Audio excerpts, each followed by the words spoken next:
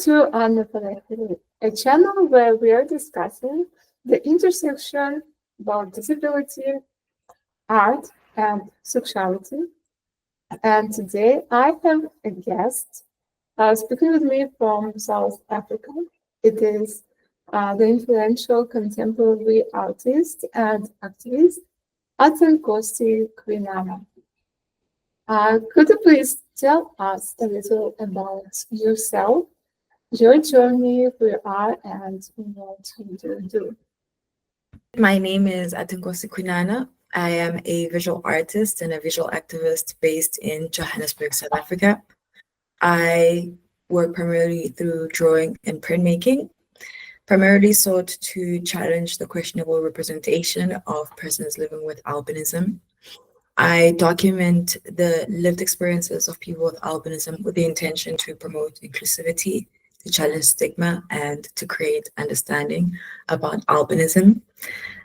I am a full-time artist and a full-time activist, so this is my work. This is what keeps me alive. I started drawing at a very young age. So for individuals with albinism, we have varying eye problems, and for me, I have nystagmus, which means that my eyes involuntarily move, which limits my ability to focus and see things before me. I also have light sensitivity and photosensitivity. And growing up in the late 1996, 97, in my grandma's home in the small town of Tochana in the Eastern Cape state of South Africa, we had like this ritual where at the end of each working day, everybody would come together and sit in front of the TV. And this is like 1999, early 2000s. So we had like these very small TVs with a big back. And because I couldn't see, I would end up having to go stand directly next to the TV to actually see what everyone was watching. But because I couldn't still see, I would end up blocking the way. And in most cases, like people would complain in the room that, hey, you're in the way, we can't see.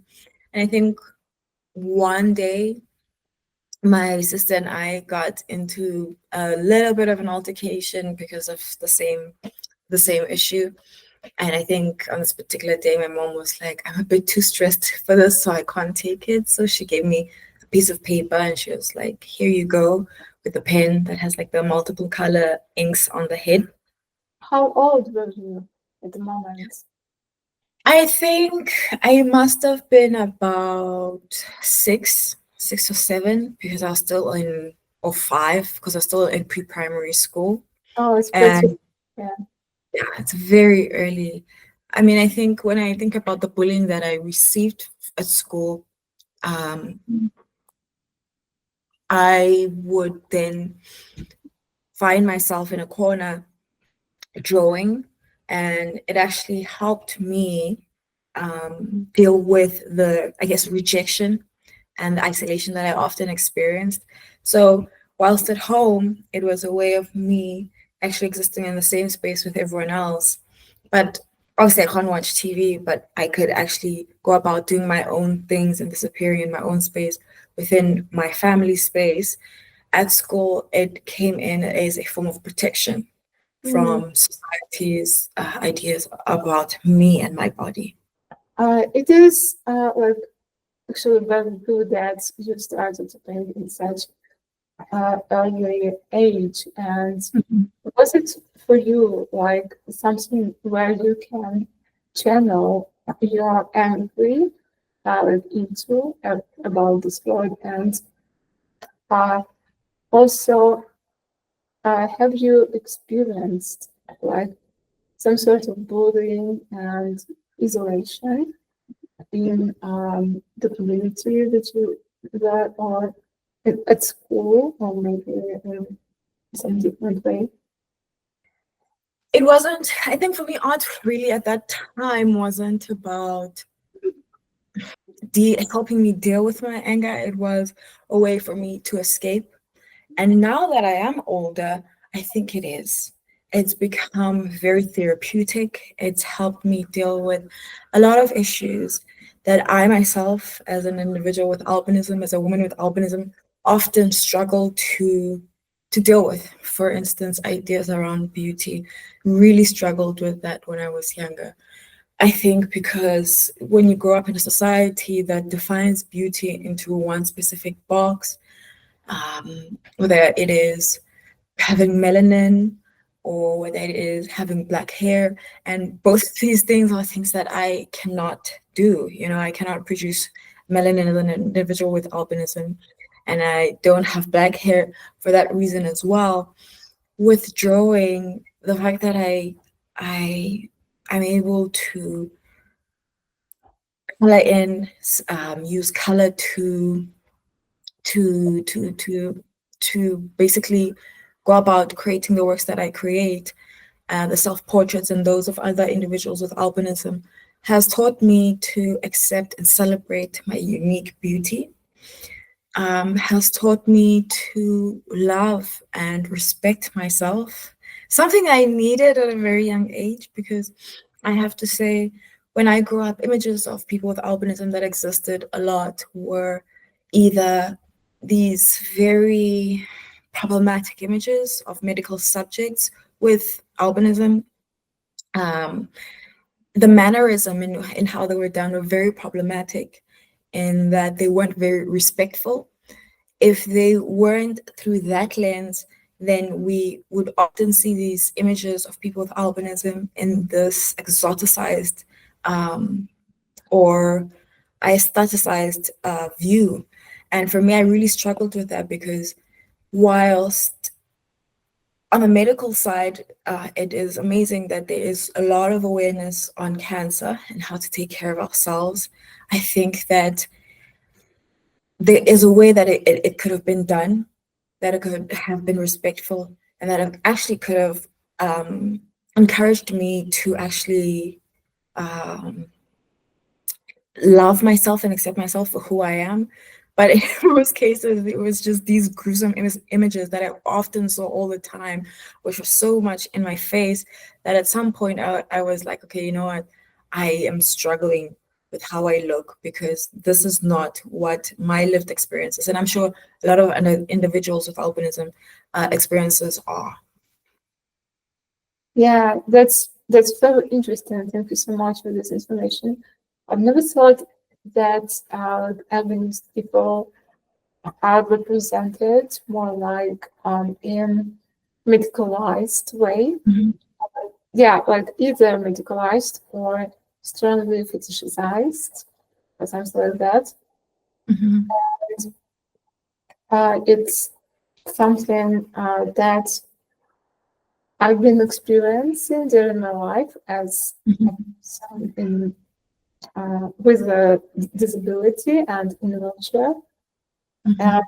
I am also struggling with finding and seeing some references of disabled body. Like Mhm. I've been surrounded by these beauty standards and health standards like all my life. And yeah, it is like it is very hard pressure like on individual. And I'm also wondering how it was for you to be uh, something like in between different like those, um, like in the intersection of uh, d- different traditionally represented communities. How Mhm. does impact you, and how would you prefer to be represented? Um, so if I'm understanding this right, is how do I guess I feel as Yeah. a a person with albinism, Mm-hmm.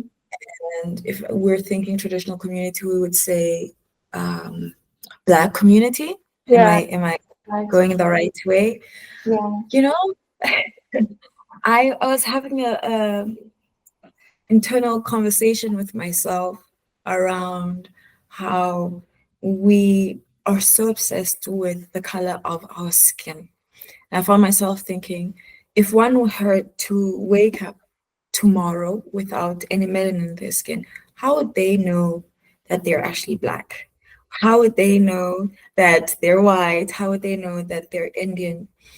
And when I was younger, and younger would be, I'm 29 now, younger would be maybe 8 years ago, I really struggled with that.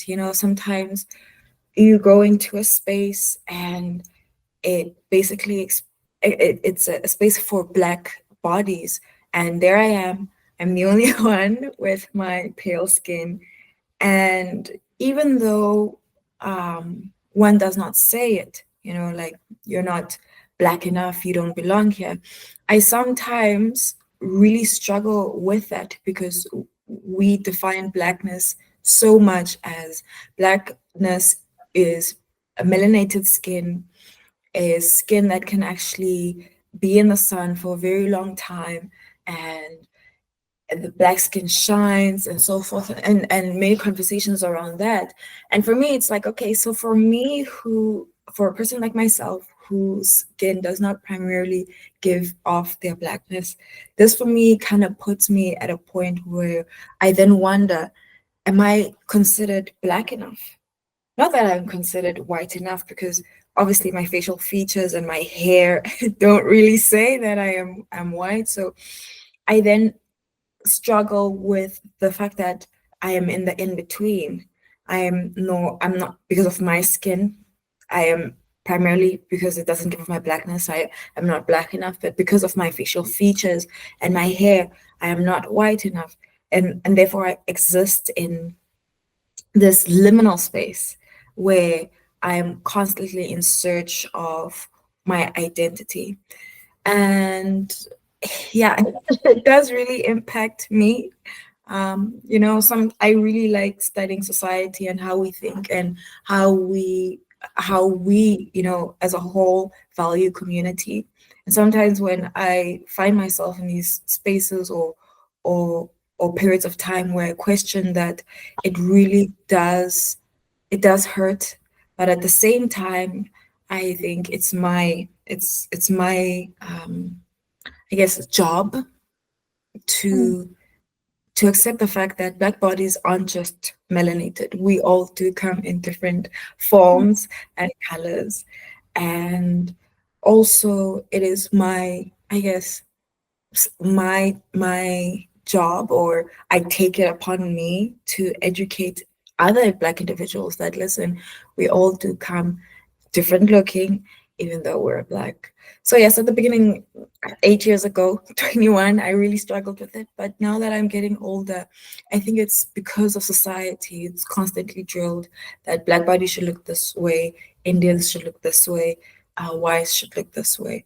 And I guess that is what my work is doing. It's challenging societal norms. And here we are today. Well, what a wonderful attitude. What a beautiful description of your job. Yeah, I love it. Absolutely love it. And I do believe that it could be helpful to challenge these biases and prejudices with Mhm. art, and also with conversations like this. Yes, it does. Yeah, that's great. And I'm also wondering, could you please tell us a little bit about your challenges that you face navigating the art world and art institution, being Mhm. a woman with albinism? And yeah, like, have you ever had the experience of discrimination in art institutions? I have heard a lot of bullying. I've heard stories, a lot of bullying from other creatives, where I guess Oh, models, albinism, are told that, you need to put makeup on your face because if you don't, you'll disappear in front of the camera. Wow, Or really? you hear stories about females with albinism who Mm, refuse to actually exist in the spaces because we are often exploited. For me, I haven't really come across any sort of discrimination. I mm, think also maybe because of how I present myself and my work, one already knows that if they're coming to approach me, they don't dare do so. mm, But also because I am a a woman with albinism as a subject matter in an artistic piece, I found that if I am going to work with another creative, they would like to portray my body mm, in a very problematic lens. So it's either um, can you act as a subject of fantasy or an exotic figure, and it's really a pattern, which for me scares me because it means that we are still seen through that lens, that we're not seen as good enough to be just a subject who's sitting around a table with her peers in an artwork. We're still seen through that lens that, okay, the female albinetic body is either a subject that can be lusted over or exoticized. I mm, also have low vision. So for me, navigating art fairs, art galleries is very difficult at times. mm, The bright lights make it very difficult for me to enjoy my viewing experience. But at the same time, because I have low vision and then it's the bright light, it tends to strain my eyesight. As a result, when I would love to network with people in art spaces, I'll go around like squinting, like looking for the artists that I engage with online, and I can't see them. And then when I get home, I'm like, I see them on Instagram that they were at the same function, and I'm like, oh, I would have loved to have a conversation with you post the cell phone, hear your thoughts about art making, what inspired you to be a creative, and so forth. So those are the issues that I experience as an individual with albinism. But I'm currently signed with a gallery and they're so inclusive. When I basically share my fears or mhm. my limitations and needs for accessibility, they're attentive, which I think is something that we should celebrate because it means that then galleries are slowly listening to our concerns as Mhm. artists with disabilities. Oh, wow. Don't you mind to tell us a little bit about your relationship with gallery? How did you start, and what art projects do you exhibit in that gallery? Okay. So I signed with Berman Contemporary in 2022. I Mm-hmm. had just finished my master's study and I had my solo exhibition. And one day a lady came and said, hello, I'd love to see your work. And I thought, okay, it's just somebody who likes to see my work. And I was like, okay, I will make time to come and see you and give you a walkabout. Mm-hmm. And she was like, would you be interested in joining us? And at a very young age, I was very excited because it's a boost, to know that there's a gallery that wants to work with you. It means, to me, it means, that my work really has some potential that they see.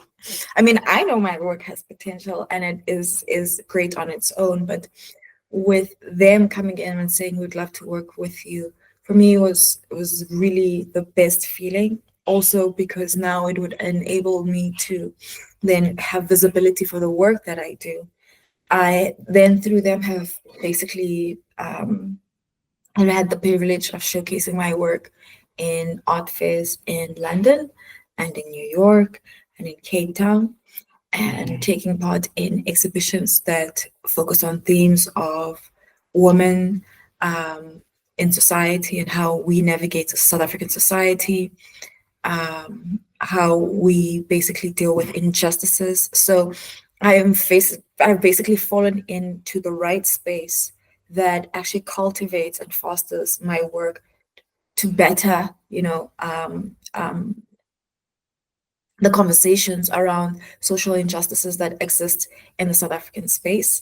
Berman Contemporary also works solely with female artists, so I think that they really are. I'm trying to find the right word, but are power change makers, because we already know that female creatives aren't taken seriously as opposed to our male counterparts. So for me, the space has been very supportive, with the projects that I want. It's always me saying to them that, listen, I have this particular project, and them saying, okay, let's listen to it, and we would like to give you this suggestion on how you can improve it. So it's literally been the best move for me as an artist. So yeah, I've been with them since then. You mostly paint portraits of other persons with albinism and yourself, and use really bright colors to represent these people, and you use the color pencils. And what could you say about these materials? Like, what do they bring to your art? Why have you chosen to express yourself exactly in these materials? And what do these colorful spots like mean for you, these bright colors? I am going to answer that in three points. So in regards to working with myself, I had started off with self-portraits because I think at that time it was a bit easier, because I am an individual with albinism. It was my lived experience, so I had taken it from an autoethnographic approach. But also, as I had noted earlier, individuals with albinism in the creative arts space have expressed a long period of exploitation. So in most cases, when I myself as an individual with albinism will reach out to another individual and say, hey, this is the work that I'm doing, I'd love to work with you, there is some stigmacy where people are like, I will get back to you, and they never do.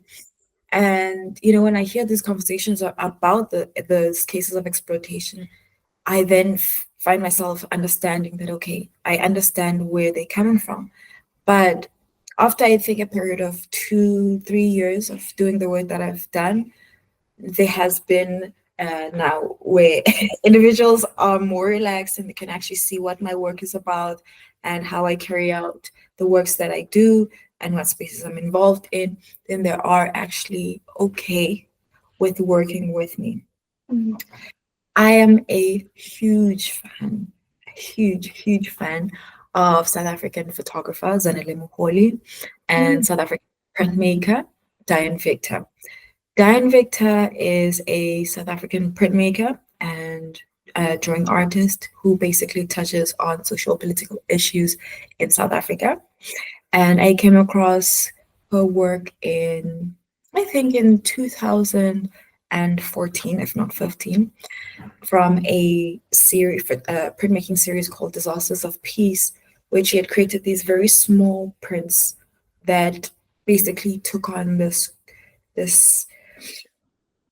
confrontational stance on the issues that affect our society, such as sexual violence, the displacement of communities, a lot of the small issues that exist in our society, but she doesn't create them or soften them for our view. She's literally in your face, very confrontational. And as a result, her works influenced me into creating the prints that I create today, which basically talk about the the, the tragedies of being an individual with albinism in South Africa, encountering displacement because my skin does not give off my blackness, and as a result, I am oftentimes sidelined within my community. And then with the drawings, I obviously have loved drawing since I was a kid. But the portraits are then influenced by South African photographer Zanele Poehali, who basically fights and advocates for the narratives of the LGBT plus community in South Africa. Through their work, they use photography, very bold, high contrast with the use of light photographs that stare back at the viewer. And through the use of the gaze, it is about taking and reclaiming power back that was once challenged, or if it is challenged, I am able then to look back and retaliate. And for me, I then took it a step further by creating these very big artworks. They're quite huge. We're looking at 100 by 70 centimeters, or we're looking at 80 by 130 centimeters, or 280 by 30 centimeters. Portraits of myself and other individuals with albinism from different ages, races, looking at the viewer. And they're about that exactly, about reclaiming power. But also because I have low vision, it's about accessibility, not just for individuals with albinism, but for people with maybe even mobility issues and low vision, so that they're actually able to look at the images properly.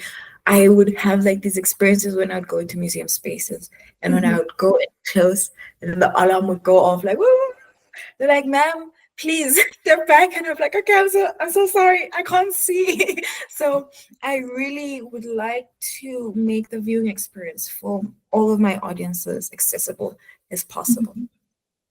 Yeah, is the inclusivity reason as well why you use like fragmented canvases in your work sometimes?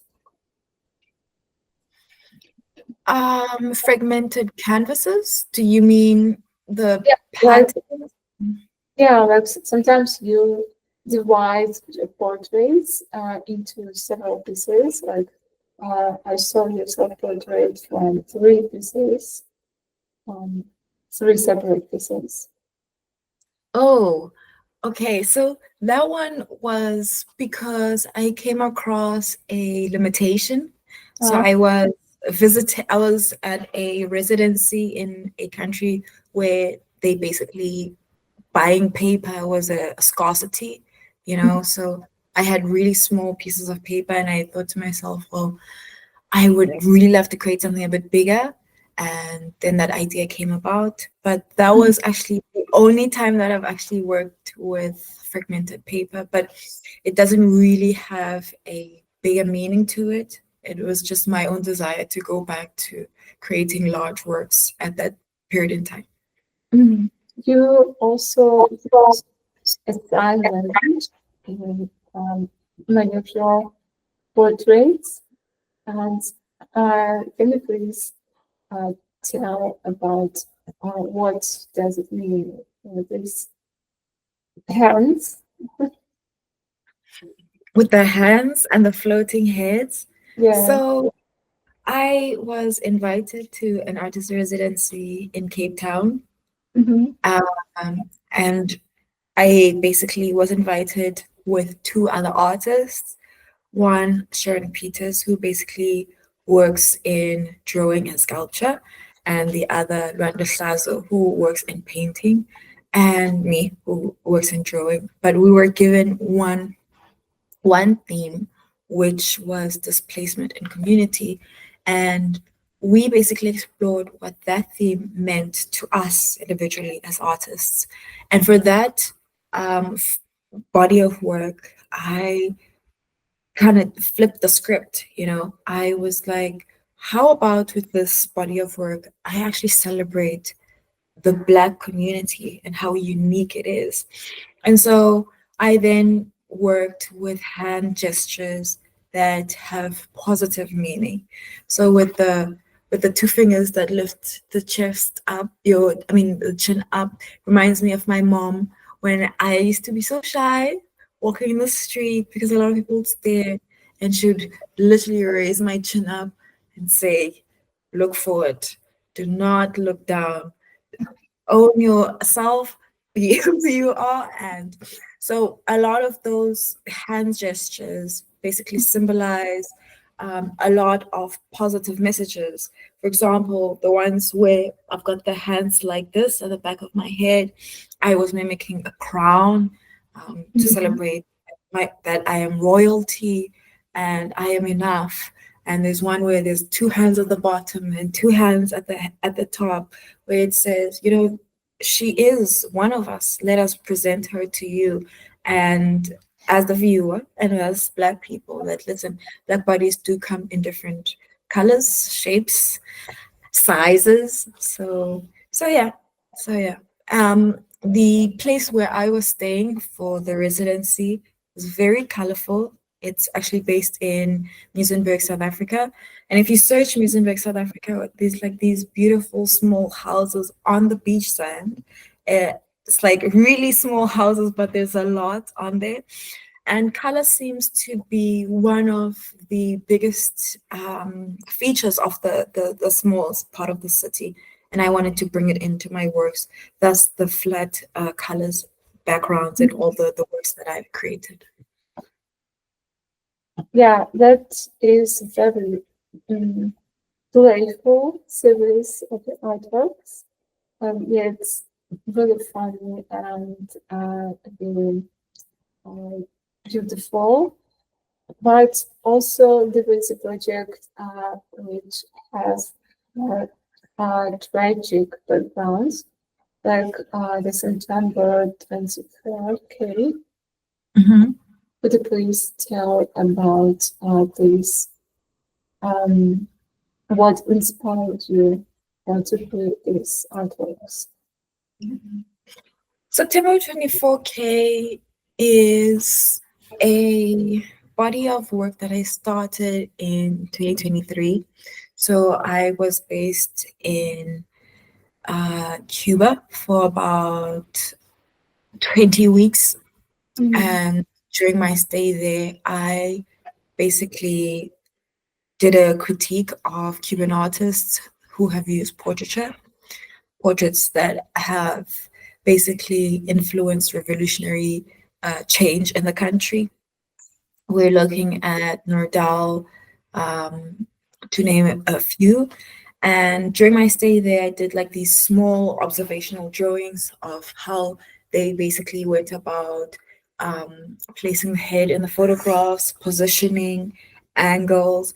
And obviously, because of the limitations of having internet access into Cuba, I believed it was better for me to actually go into the country and actually see for myself how these artists have actually navigated their works and created these portraits.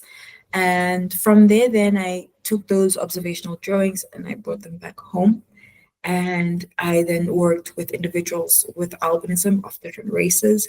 I also was challenged when I was there that, listen, my work, yes, is amazing. It documents the Black lived experiences of a female with albinism, but it's not just that. What about other races? What about different ages, different genders? And this time around, I then worked with different individuals from different races, different genders, and ages. And in complementing or completing the artworks, the backgrounds are all influenced by these tiles, very colorful tiles that I would see all over Cuba, whether it is in people's residential buildings, museums, or just outside on the street, and I thought they were gorgeous, and basically I've incorporated them in those portraits. Mm. How do you respond to those people who may say that your works are too political or too personal? I think, if I'm going to be honest with you, no one says it, but it's how they interact with my work. And I can tell That's good that. to hear. Like, yes, just some people think that contemporary art is too political and it shouldn't be as political, but my opinion is that it should be definitely because it's the way to talk to people on what topics. But yeah, I'm just interested in what is your opinion about this. I, there is an element of I don't care. I am not here to really please anyone. I'm here to make a statement. Yeah. As a result, I've really never processed that. I've never really cared. I think what I have done though is I've taken up space. I Mm. go in spaces and I leave a mark, and I leave conversations or provoke thought. Yeah. And this It is conversation it is very it is very political gesture, you know. no, Yeah. these are very necessary conversations. And as much as I think at the beginning it seems like it's just about art and albinism, it isn't. It touches on very important topics, whether it is issues on colorism, which affect a broader demographic in the world, whether it is a disability, or whether it is how society engages with different looking bodies. But I don't know, maybe I I may come off as arrogant, but I don't really care. It's not something that I process Mm. or I find myself dwelling on. I know my work is necessary, and Mm. for me, it's enough to push me to do the work that I'm doing. Mm. So if they complain, that's not my problem. I'm sorry. Yeah, I get you. Uh, yeah, you said that I don't see anyone like me in galleries. Do you feel like your voice is being heard now, and something is gradually changing, maybe? I'm gonna say that imagery of individual with albinism is there. There Mm. isn't though information about it. So now that I've been doing the work that I'm doing, and I'm doing the research that I'm doing, because I do write on the side. I do then review people that have worked with the albinistic body, whether in film or whether in visual arts. And the more reading I've done, the more I've realized that no, there are individual artworks of individuals with albinism that exist. We just do not have the documentation or the proper archival documents that basically states that, okay, there are artists that have worked with people with albinism. But owing to technology, I think that people now have become more welcoming to images of individuals with albinism, whether it is still or moving.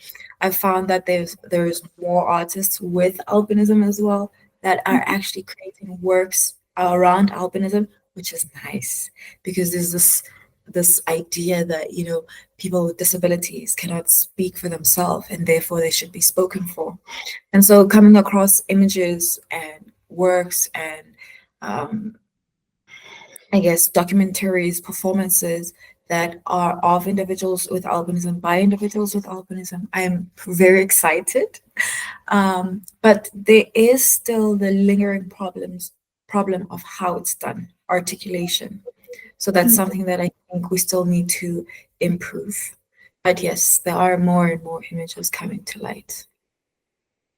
Yeah, and what changes do you hope to see in future for people with albinism and their representation? Like, what is your ideal situation? Let's say this way. For me, in the future, it would be images, that are factual and rational, that are respectful. Because images on their own are teachers. They Yeah. teach us how we see and we engage with one another. Mm. And I think, well, I firmly believe that as soon as we are able to have images that iterate the fact that we are more than just medical subjects, and Mhm. these the and we move away from the aestheticization of people with albinism, then people will clearly understand that we are more than that. We are nurses, we are mothers, we are teachers, we are artists. We're able to navigate the world on our own. And we do not need pity, we need allyship. And that's just about it. And I think then through these images, on their own, we're able then to push dialogues, to have conversations on many more issues that affect individuals with albinism, whether it is issues on gender, issues on disability, issues on the color of our skin, not just about sun care and skincare, but also our, I guess, understanding of colorism within our own communities. So that is my wish for the future. Yeah. Yeah, sounds great. If you don't mind, could you please say some comments about your sexual self-discovery, like what challenges have you faced, and also how your art influenced your relationship with your body? Because my work it comes into, there's the research component, and obviously then there's the creating. That process is like a cycle. I create, I create, I research, and I produce. I create, I research, I produce, and obviously publicize. But through that circle, that constant circle, and it will be like that, I think, until I die. I struggle with something, for instance, as I said at the beginning, ideas of beauty. But when I've started creating my work, and and I guess looking at myself through how I portray myself, how I see myself, it reiterates the fact that I am enough, that I am worthy, to enjoy life and be a person like everyone else. And it's not just a me situation. I had a show in 2022 where I'd invited a young lady with albinism to come in and see the show. And the following day, she sends me a voice note on WhatsApp and she says, "Oh my gosh, listen, I never leave my house without makeup.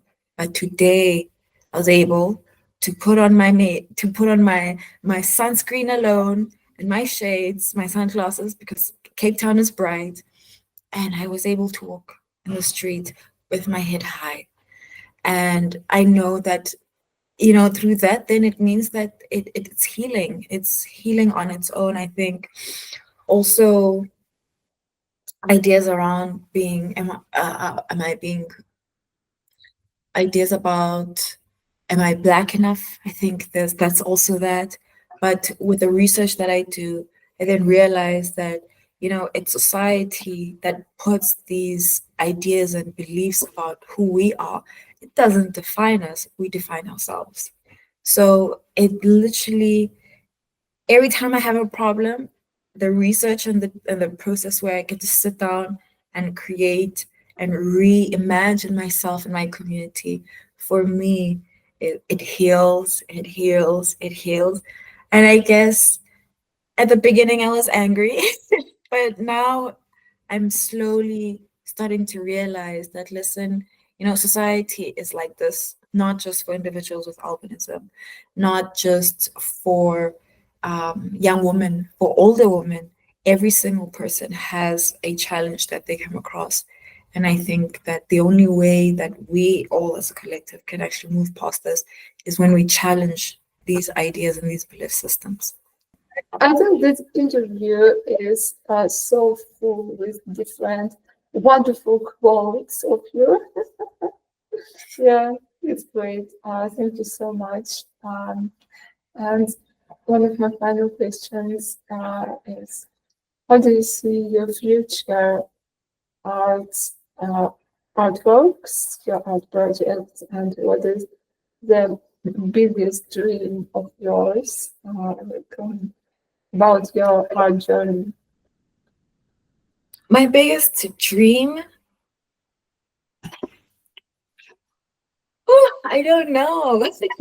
I think it would be to be, I guess, as an artist, it would be to have it in a museum collection. I think that's like the biggest dream of any artist. But for my younger self, for that young girl that had those, that did not have those images, I would love to have a exhibition, a mobile exhibition that would basically travel the whole of my country. But we're talking rural settlements. We're talking about spaces where galleries do not exist. Because to a certain extent, only students, artists, and elitists only have access to these spaces. And the young me did not have access to these spaces. I didn't even know these spaces existed. So yeah, it's that. It's my desire to have my works going to very rural spaces where there's no tar road, and having children engage with these images, see themselves through those images, see their mothers, their partners through these images, and actually feel proud of who they are with their community members. So that's my dream for my future, and hopefully in the next 3 years it will come into fruition. Yeah, I want to see this in 3 years and to talk about this in 3 years with you. That would be great. And what would you tell a young women with albinism or any young women from any marginalized community who is struggling navigating their life and their career and relationship with their body? How would you, what would you suggest them to find their own voice and to accept themselves? I think that, you know, a lot of times we tend to run away from these negative thoughts that we have in our head that, oh, you know, I'm not enough. I cannot exist in these spaces. I think we need to be able to look at those thoughts, you know, face to face and figure out why we have those ideas and challenge them, because that is necessary. Those are not the truth. There's nothing factual about that. We are enough on our own. And I think also to help us, you know, grow as individuals, we need to surround ourselves with people that value us, that see us as enough. And we need to practice self-love and to never give up on our dreams. I know it sounds so cheesy. Everybody says it, don't give up, try hard, you need to keep going, because it's the truth. And there are days where you want to cry and lie in bed the whole day and you don't want to get out of bed because you are so angry at whether it's God, whether it's a society, or whether it is whatever it is. But the reality is we need to stand up for ourselves and we need to make change. And I know it's possible. I've seen it. I've seen the change and I see it progressing, and I would advise to not give up and to believe that one deserves justice and respect and humility. Thank you so much, Athenkosi, for this